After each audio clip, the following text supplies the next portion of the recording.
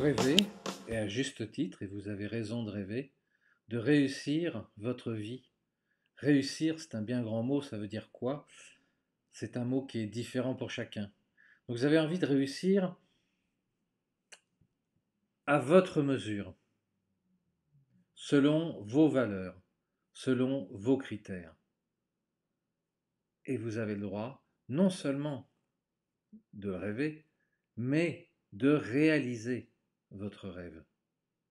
C'est aussi parfois rêver d'accomplir sa mission de vie. Vous savez, ce truc-là qu'on ressent au fond de soi, et on se dit, ah, j'aimerais tellement faire ça. Et puis on se dit, ouais, mais c'est pas possible. Oui, mais j'ai pas le temps. Oui, mais j'ai pas les compétences. Oui, mais j'ai pas les capacités. Enfin bref, on se trouve un flot d'excuses pour ne pas, même pas, oser en rêver. Et pourtant, de plus en plus, ça monte en vous. Vous sentez qu'il y a une flamme qui s'éveille. Il y a quelque chose que vous avez mis en veilleuse, peut-être même quelque chose que vous ne connaissez pas. Vous n'avez même pas idée de cette puissance ou de cette richesse qui est en vous. Juste, vous ressentez qu'il y a quelque chose de plus fort que vous avez envie de réaliser.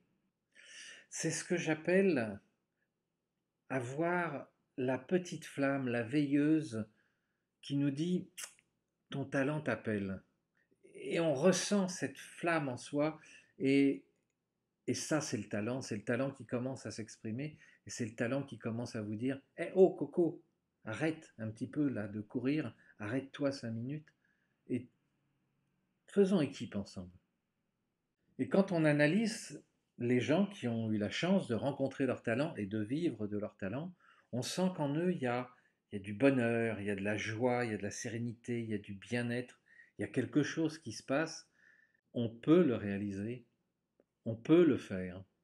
Ça peut se faire si c'est fait de façon méthodique, structurée, avec le respect de soi, le respect de ce que nous sommes, le respect de nos compétences et de nos talents.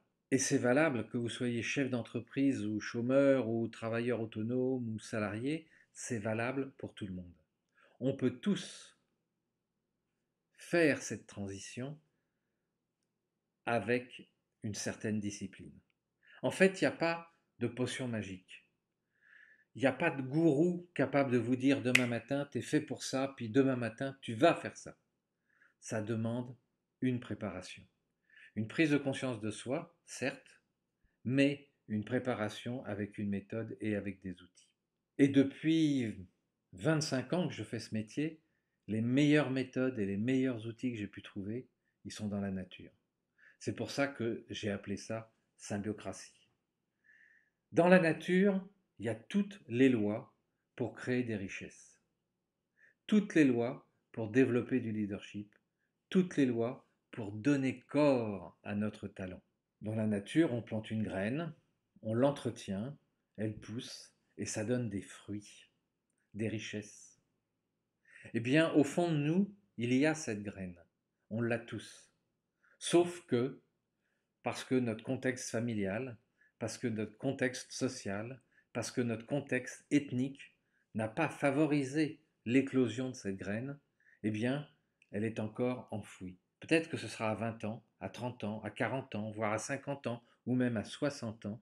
Cette graine va taper à la porte et se révéler et te dire eh oh Coco, j'ai envie de vivre moi aussi, j'ai envie de développer des richesses.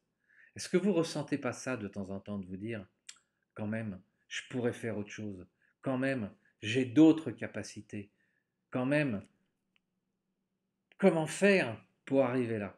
Alors j'ai fait 15 ans de travail, 15 ans de recherche pour essayer de comprendre pourquoi certaines personnes arrivaient à exprimer leur talent et à vivre de leur talent. Pourquoi dans la vie il y avait ce qu'on appelait des leaders, des vrais leaders, qui ont réussi à s'épanouir et à créer des choses nouvelles et à emmener des populations entières vers des choses complètement innovantes, voire disruptives. J'ai donc, avec toute une équipe, regardé la nature, les comportements de la nature, la symbiose, la fameuse symbiose qui existe, les comportements de ces fameux leaders qui réussissent, Et puis nous avons modélisé tout ça. Nous avons réussi à faire une alchimie et une méthode structurée pour vous permettre d'acquérir et de développer toutes ces richesses. On s'est aperçu par exemple que, pour vous donner que deux critères de réussite, l'un des critères c'est la culture générale. Plus notre culture générale est riche, plus notre cerveau dispose de différentes connexions et a la possibilité de raisonner, de voir, de comprendre à 360 degrés. Le deuxième critère, qui dérange peut-être quelques-uns mais qui me fait bien rire, c'est la notion d'ambition altruiste. Les deux mots ensemble, ambition et altruiste. À partir du moment où on se lève le matin, en développant chaque jour, en enrichissant sa culture, et en ayant au fond de soi cette graine d'ambition altruiste, ben, il y a une espèce d'alchimie qui s'opère au fond de vous.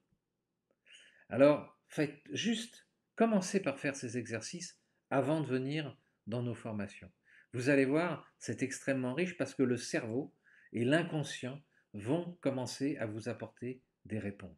En travaillant sur sa culture et sur son ambition altruiste, vous allez voir que vous allez créer des nouvelles connexions et vous allez commencer à regarder le monde différemment et vous allez voir des potentialités de développement de richesse absolument incroyables.